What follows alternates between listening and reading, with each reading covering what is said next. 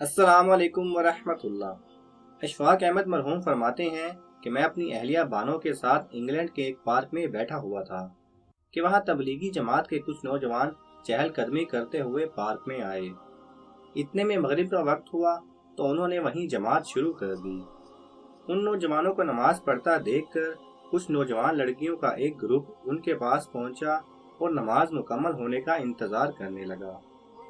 میں نے اپنی اہلیہ سے کہا کہ آؤ دیکھتے ہیں ان کے درمیان کیا بات ہوتی ہے۔ مرحوم فرماتے ہیں کہ ہم دونوں میاں بیوی وہاں چلے گئے اور نماز ختم ہونے کا انتظار کرنے لگے۔ نماز ختم ہوتے ہی ان میں سے ایک لڑکی نے آگے بڑھ کر جماعت کروانے والے نوجوان سے پوچھا کہ کیا تمہیں انگلش آتی ہے؟ تو نوجوان نے کہا کہ جی ہاں آتی ہے۔ تو لڑکی نے سوال کیا کہ تم نے ابھی یہ کیا عمل کیا؟ تو نوجوان نے بتایا کہ ہم نے اپنے رب کی عبادت کی ہے۔ تو لڑکی نے پوچھا آج تو اتوار نہیں ہے تو آج کیوں کی؟ تو نوجوان نے اسے بتایا کہ یہ ہم روز دن میں 5 بار یہ عمل کرتے ہیں۔ تو لڑکی نے حیرت سے پوچھا کہ پھر باقی کام کیسے کرتے ہو تم؟ تو اس نوجوان نے اسے مکمل طریقے سے پوری بات سمجھائی۔ بات ختم ہونے کے بعد لڑکی نے مصافحہ کے لیے ہاتھ بڑھایا تو نوجوان نے کہا کہ معذرت کے ساتھ میں آپ کو چھو نہیں سکتا، یہ ہاتھ میری بیوی کی امانت ہے اور یہ صرف اسے ہی چھو سکتا ہے۔